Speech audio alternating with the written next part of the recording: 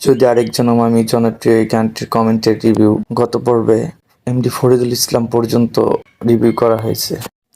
এরপরে কমেন্ট করেছে মোস্তাফিজুর রহমান, জীবনে অনেক কিছু পেয়েছি কিন্তু তোমাকে পাই নাই।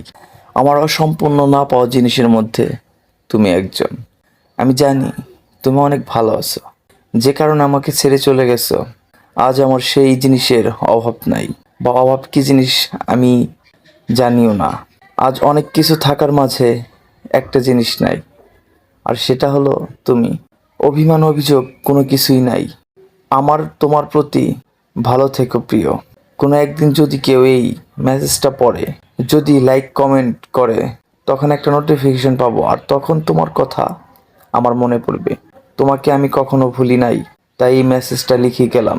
তোমাকে পেয়ে গেলে হয়তো এত সুন্দর গানটা শোনা হতো না প্রিয়। স্মৃতি রেখে গেলাম যুগ যুগ ধরে।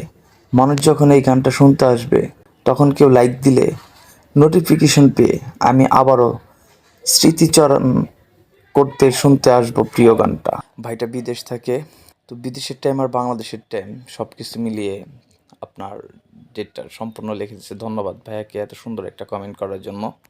এরপর কমেন্ট করেছে রাকিবুল, এখন ঘুমন্ত সবাই, রাত প্রায় 2:30 বাজে। এই গানটা আগেও শুনতাম আনন্দ পাওয়ার জন্য, আর এখন শুনি একটা বেইমান পাখির জন্য। গানটা শুনলে মন চায় মরে যেতে। আল্লাহ গো, সইতে পারি না, তো তার স্মৃতিগুলো কেন নিয়ে গেলে না আমার কাছ থেকে।